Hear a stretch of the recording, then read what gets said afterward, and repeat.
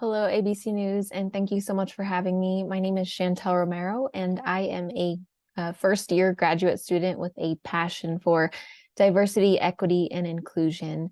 And today I'm here to talk to you about some of the backlash that you've been receiving and how we together can overcome that issue to ensure that you have a more diverse reporting system, and also to talk about, this term called missing white woman syndrome. And so I want to first, get into this term here. It's called missing white woman syndrome. And what is it? What is the definition, right? Most people have told me that they have not heard of this term ever. So it's actually a term coined by a PBS news anchor and her name was Gwen Ifill.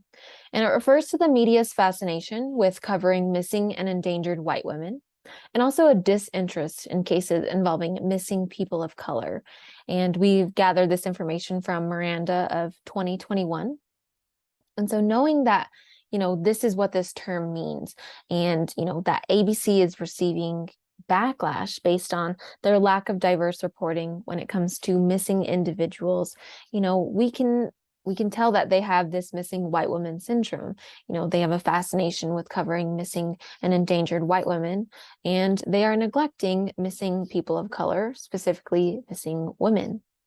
And 5 factors that we need to take into account as far as when it comes to reporting is going to be the sex, age, race, socioeconomic status, and attractiveness of that person. And so, it looks like women of color, they don't have the right race. And there are even certain missing women who are white who don't have the right socioeconomic status. And, the attractiveness of a missing person also plays into part of that. So, if you're not attractive enough, you may not be reported on. And so, the problem doesn't lie with the fact that white women are getting media coverage. It lies with the problem lies with the fact that women of color are getting little to no coverage. And so that is what this issue, or this term of missing white woman syndrome, that's pretty much what it's all about. And so, we want to talk about, why is this issue happening? And the first term and the first theory that we're going to look at that kind of explains why this is happening is called agenda setting theory. And you can kind of see the model here. It talks about, there's reality, and then there's the gatekeepers, which for us, the gatekeepers are going to be the handful of news editors who set the agenda, right?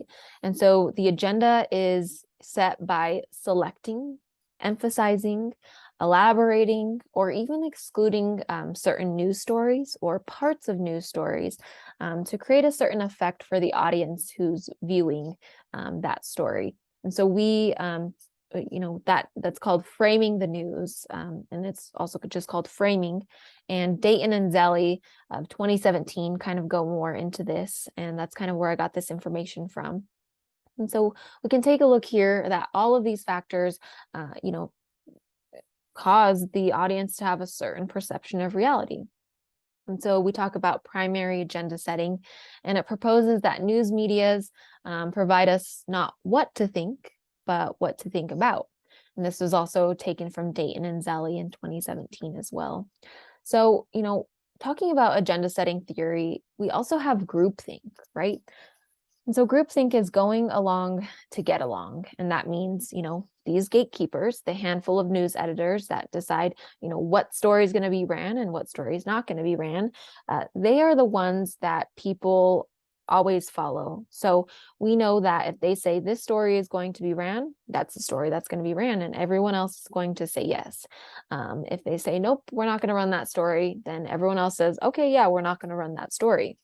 And so it's this idea that, we go along to get along, and that's especially important in the newsroom because that's what's causing this issue and the lack of diverse reporting, and why ABC News is experiencing missing white woman syndrome.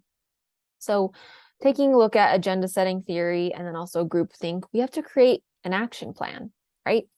So what are we going to do to help solve this issue? And so the first thing is knowing your agenda, right? So all news media outlets have the agenda of what's going to get the most views, right? And so, now that we know that that's, part of the agenda, we have to know, how can we add diverse reporting into that agenda?